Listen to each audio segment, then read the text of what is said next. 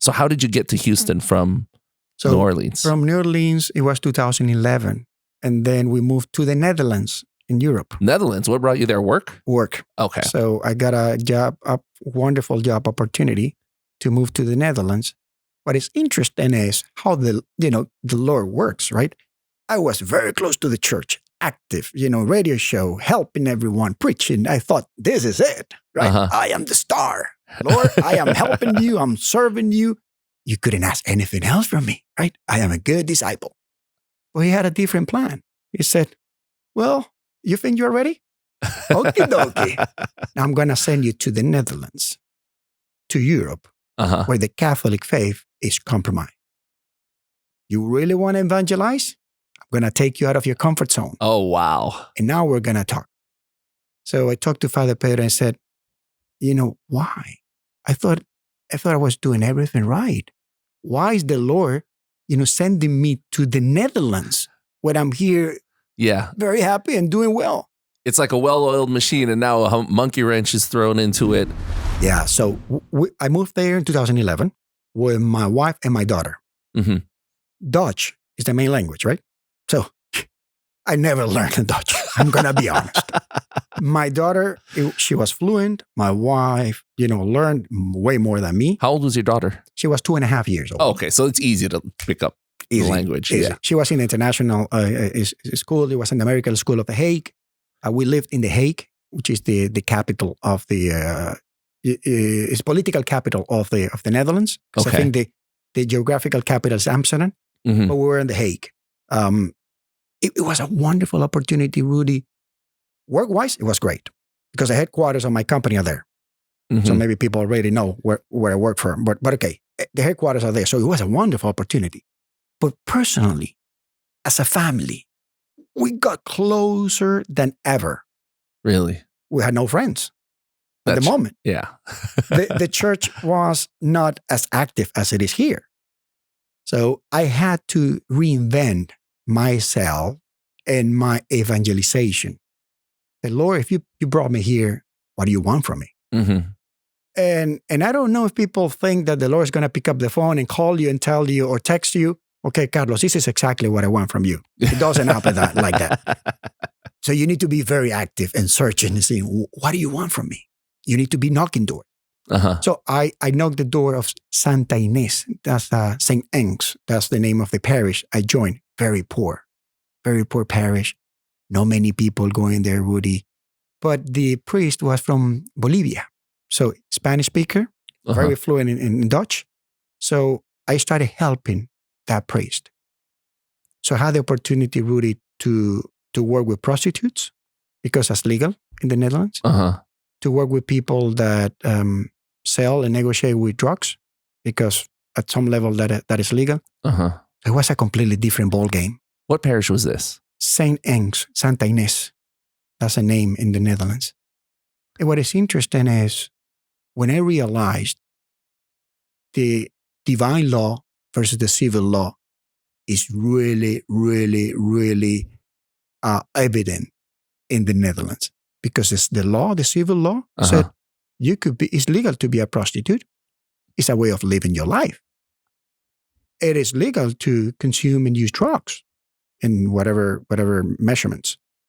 So how did I explain to them that there was a divine law that was way beyond anything else? How could I explain them and work with them without judgment, but in pastoral way, showing care to say, your salvation is more important than anything else. But at the same time, recognizing that their kids were hungry. They had something, they needed something to eat.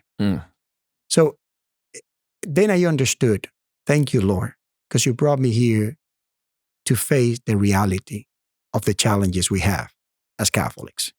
Because Catholic means universal. Yes. Catholic means that we need to go and seek everyone. We don't go out and ask, are you Catholic? How often have you been going to Mass? So based on the questionnaire, I help you or not? No. Like, hey, you. Yes. Are you Catholic? Are you Catholic? So it was a great opportunity. Those were almost 4 years, Rudy, that I spent there. And it was a different way. I had to be creative. to go out and help and talk to people and evangelize because we didn't have all the ministries and all the structure and infrastructure that we have here in the U.S. It was a different story. But I couldn't use that as an excuse. I was brought there to evangelize. That's what I knew. Then the Lord left me. Now you do it. So most of the people there are atheists? Atheists? Yeah. Actually, I do have one story. They are atheists because I think that they have not seen the real Catholic faith. They had very bad experiences. And some of them just used that excuse. I worked with colleagues that were atheists. And I remember, at the beginning of my journey there, one of them came and asked me, so what do you feel, what do you say about this announcement that I heard about the Pope saying da-da-da-da? Okay. So let's do something. Go to the cafeteria, buy a coffee. I will invite. I'm going to bring my computer. And I'm going to open www.vatican.va because that's the source. Yes. We're going to find exactly what the Pope said. Oh, okay. No, Carlos, I didn't. It was on the news. Said, I don't mind to talk about my church and my faith, but let's go back to the evidences and the facts. I know exactly what you're saying. I'm going to open that letter for you. We're going to review that letter together, and then you can ask me any question. Look at the actual source and not the spin that because the what news they were referring is an interpretation that someone made out of that. I said, I can give this letter to my daughter. She will have a different interpretation that Father that or myself. It was a great opportunity to educate each other. What do you think happened after that? They came to me with real questions.